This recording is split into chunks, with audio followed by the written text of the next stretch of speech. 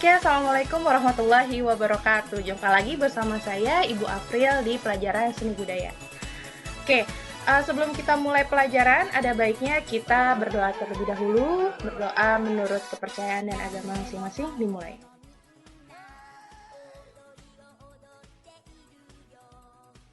Materi ini kalau bisa dicatat ya di buku kalian gitu, dibikin catatan kecil gitu, supaya kalau misal kalian ingin belajar lagi, kalian tinggal buka buku catatan kalian aja gitu ya.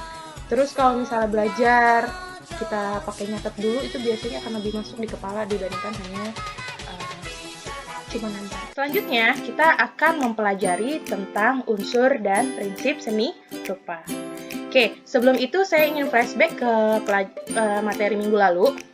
Minggu lalu kita belajar apa? Ya, pengertian dari seni rupa. Apa itu pengertiannya? Iya, betul sekali. Pengertian seni rupa adalah sebuah karya seni yang bisa dinikmati oleh penglihatan, indera penglihatan kita. Itu namanya seni rupa. Oke, sekarang saya mau tanya, jenis seni rupa ada apa aja? Ya, ada dua ya, berdasarkan bentuk dan berdasarkan fungsi. Kalau berdasarkan fungsi, dia ada yang seni rupa murni dan seni rupa gambar. Kalau yang berdasarkan bentuk, ada yang 2 dimensi dan 3 dimensi. Oke, pintar semuanya. Oke, lanjut ya. Nah, kemarin sudah bahas jenis dan fungsinya. Sekarang kita akan masuk ke unsur dan prinsipnya. Oke ya, kita mulai ya.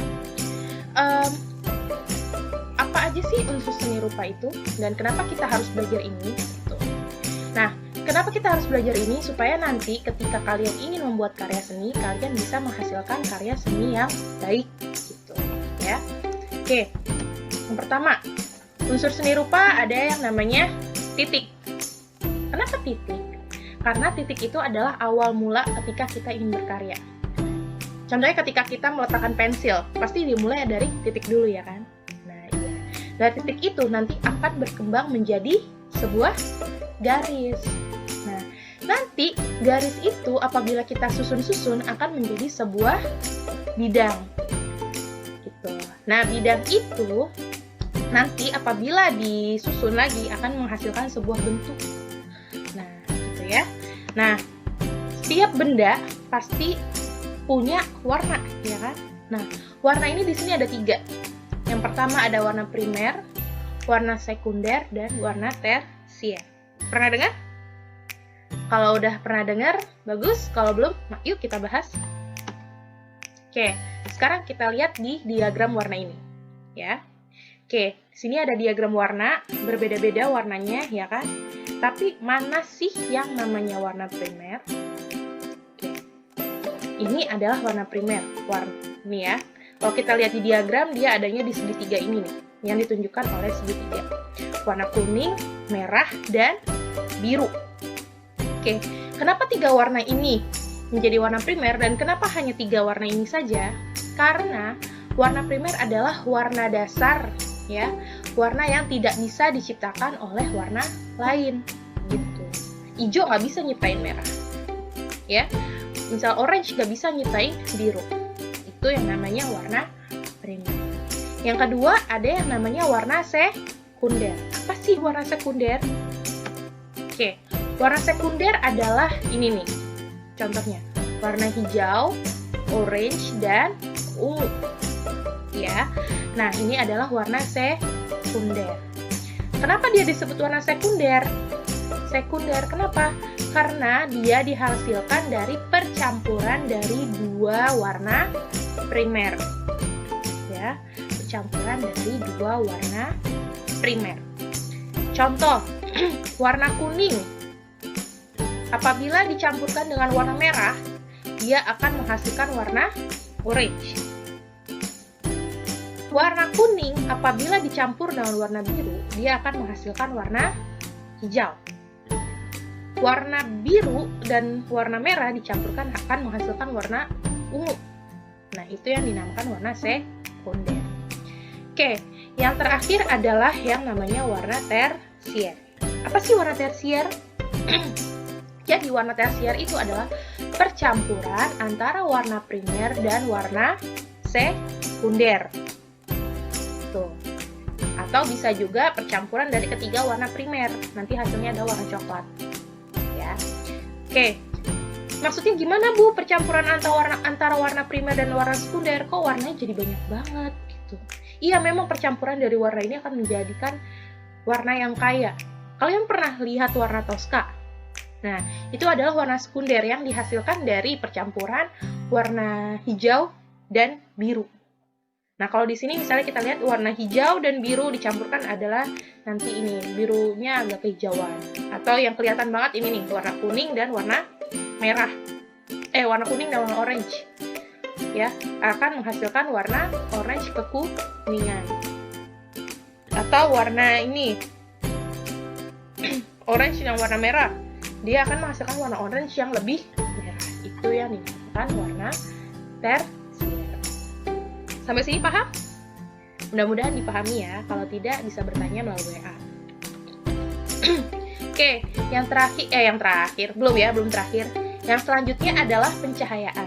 Maksudnya pencahayaan itu adalah gelap dan terang. Ya, hubungannya dengan warna hitam dan putih nanti kalau misalnya kalian mencampur warna. Tapi bisa juga sih nggak pakai hitam putih, kalian gunakan saja yaitu percampuran warna primer dan sekunder tadi gitu. Warna gelapnya dibanyakin gitu ya. Nah, kenapa ada pencahayaan? Karena nanti dari pencahayaan itu kita bisa membuat sebuah volume. Tahu volume kan ya? Ayo pelajaran matematika.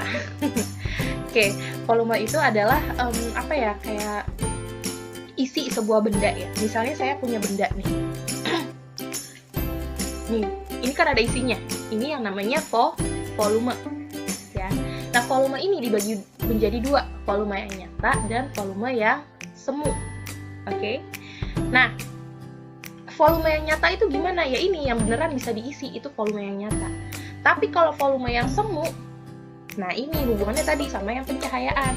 Kita gunakan gelap terang dan hasilnya akan nanti menghasilkan gambar yang ada volumenya, yang kalau kita lihat tuh kesannya wah keren ya, bisa 3 dimensi gitu. Nah itu masuknya ke volume yang semu, jadi hanya kesannya saja gitu.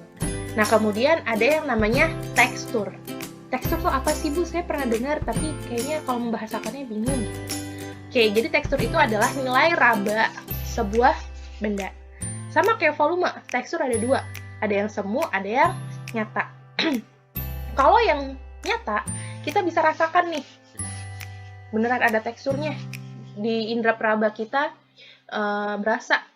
Kalau misalnya halus ya halus, kasar ya kasar, berendel-berendel ya berendel-berendel gitu ya. Nah itu namanya tekstur. Tapi kalau yang semu kayak gimana? Nah, misalnya ada sebuah gambar gitu ya. Gambarnya misalnya gambar batu. Gitu.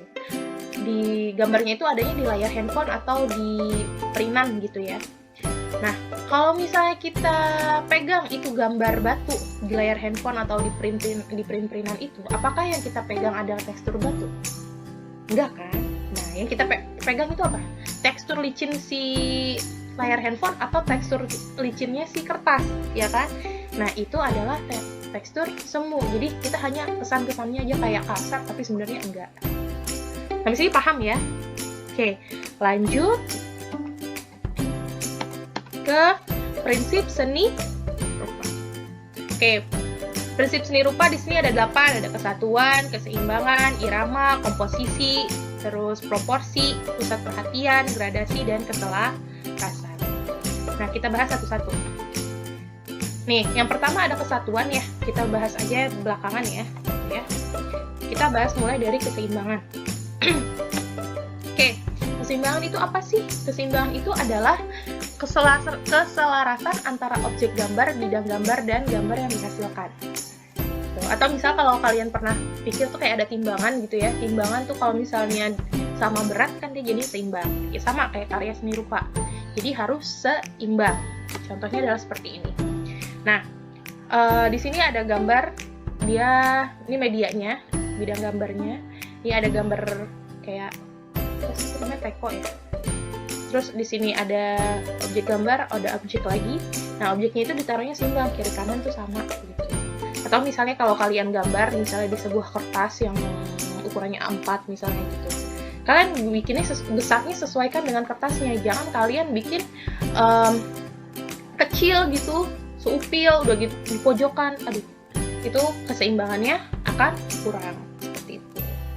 Udah dipahami ya? Oke, lanjut. Ada yang namanya irama. Bu, irama bukannya adanya di musik ya gitu? Oh tidak, Ferguson. Irama tuh di seni rupa ada, tapi bentuknya mungkin agak berbeda gitu. Tapi mungkin pengertiannya sama. Nah, kalau di sini pengertiannya adalah pengulangan satu atau lebih unsur secara teratur dan terus-menerus sehingga mempunyai kesan gerak. Contohnya kayak gini. Jadi irama itu adalah pengulangan bentuk atau warna, bisa juga. Contohnya kayak gini. Di sini kan warna diulang-ulang ya kan. Bentuknya juga ada yang sama, misalnya ini yang segede gini, yang ini segede gini, ada yang bentuknya nurun, di sini ada yang nurun lagi. Itu diulang-ulang jadi kesannya dia bergerak. Itu namanya irama. Ada lagi yang namanya komposisi. Pernah nggak sih kalian kalau lagi jajan terus merhatiin di balik bungkus jajanan kalian itu ada komposisi terdiri dari misalnya tepung beras, garam, mecin, dan lain-lain. Nah, itu namanya komposisi. Jadi maksud komposisi itu apa sih? Maksud komposisi adalah kandungan atau unsur-unsur yang terkandung di dalamnya. Nah, kalau di sini pengertiannya adalah penyusunan unsur-unsur seni rupa dan atau objek rupa sehingga menjadi susunan yang teratur dan serasi. Itu namanya komposisi. Contohnya kayak gini. Nah, penyusunan nih ya, penyusunan objek gambar. Bisa kita lihat misalnya benda yang besar taruhnya di belakang nih, terus benda yang kecil taruhnya depan, yang pendek juga taruh di depan, yang tinggi taruhnya di belakang gitu. Sama kayak kita baris ya kan, anak yang gede yang tinggi taruhnya di belakang, yang kecil taruhnya di depan. Gunanya apa? Supaya kelihatan gitu. Baik kelihatan dari kita yang lihat dari depan, bisa juga kelihatan yang orang kecil-kecil itu. Kasihan kalau di belakang nggak kelihatan gitu. Kayak gitu kira-kira prinsipnya. Oke, lanjut. Ada yang namanya proporsi. Pernah lihat gambar ini? Ya, ini namanya proporsi menggambar tubuh manusia. Nah, jadi kalau proporsi itu apa sih gitu ya? Yaitu adalah perbandingan ukuran antara bentuk objek satu bagian dengan bagian yang lainnya. Nah, itu namanya proporsi. Jadi kalau misalnya bikin manusia gitu, berarti kita harus ukur. Kalau yang ideal ya, bukan yang cibi-cibi ya. Nah, itu ukurannya 8 kepala. Itu yang namanya proporsi. Perbandingan ukurannya harus pas supaya jadi manusia yang ganteng gitu kalau gambar. Ya, proporsi. Yang kemudian ada yang namanya pusat perhatian. Nah, kalau pusat perhatian itu apa sih? Oh, udah pasti lah ya. Ketika kita melihat sesuatu, itulah yang menarik perhatian kita. Itu namanya pusat perhatian. Contohnya, ini. Gambar ini. Kalau kita lihat gambar ini, yang paling menonjol di kalian apa? Ini kan ya. Karena apa? Karena dia bentuknya beda sendiri. Udah gitu warnanya beda sendiri. Otomatis mata kita langsung tuh ke situ. Itu namanya pusat perhatian. Kalau di sini usaha untuk menampilkan bagian tertentu dari karya seni rupa sehingga terlihat menonjol atau berbeda dengan yang lainnya. Itu yang namanya pusat perhatian. Lanjut yang namanya gradasi. Sering dengar nih pasti atau sering melakukan ya di rumah ya. Nah, ini adalah perpindahan warna secara bertahap. Nah, itu namanya gradasi. Yang ini. Ya, misalnya perpindahan dari warna merah ke kuning. Nggak langsung tuh. Kalau langsung jadinya kayak gini nih. Jadi kayak warnanya nabrak gitu ini kalau ada perpindahan kan kayaknya enak, itu smooth, jalannya tuh halus gitu ya kan. Ada merah, terus kena terus ada orange-nya, terus ada kuningnya gitu. Itu namanya gradasi. Ada perpindahan warna secara bertahap. Nah, ini namanya. Terus ada yang selanjutnya keselarasan. Keselarasan adalah kedekatan unsur-unsur yang berbeda, baik bentuk, pencahayaan, maupun warna dalam menciptakan suatu keindahan. Jadi walaupun berbeda, diusahakan bikinnya tuh dekat. Maksudnya dekat tuh nggak nabrak gitu warnanya. Contohnya kayak gini. Nah, ini kan nuansanya coklat ya. Kita bisa lihat di sini warna-warnanya nih. Tuh ya kan. Dari coklat terus ke kuning kan pasti ada perpindahan warnanya ya kan. Terus walaupun di sini ada warna hijau nih sebagai rumput ya kan. dibuatnya tuh bukan hijau yang ngejreng stabilo gitu, enggak, tapi gimana caranya diatur sedemikian rupa sehingga menjadi satu nuansa gitu ya, paham? Oke. Nah, ini yang terakhir adalah kesatuan. Kenapa saya bikin terakhir?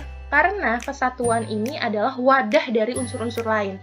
Apabila semua unsur udah ada tuh di dalam situ, maka sebuah gambar atau karya seni itu memiliki sebuah kesatuan. Makanya di sini saya bikin kayak mangkok bakso ya, ada jadi lapar. Iya nih, mangkok bakso. Kita ada irama di situ, ada keseimbangan di situ, ada komposisi, pusat perhatian, proporsi, dan keselarasan, dan terakhir gradasi, semuanya ada, maka gambarnya akan menjadi satu kesatuan ya. Sampai sini mudah dipahami? Mudah-mudahan paham, kalau tidak bisa bertanya ya. Oke, ada yang ingin bertanya? Silakan di kolom komentar atau di WA aja. Oke, mantap deh. Oke, terakhir, jika sudah dipahami, jangan lupa kerjakan soal latihan yang ada pada Classwork Google Classroom ya. Dicek tuh, tiap minggu pasti saya kasih tugas di situ, kumpulinnya di situ, pokoknya semuanya di situ deh ya. Jangan sampai ketinggalan tugas-tugasnya. Usahakan coba. Akhir kata, wassalamualaikum warahmatullahi wabarakatuh. Sampai jumpa di pertemuan selanjutnya. Jangan lupa klik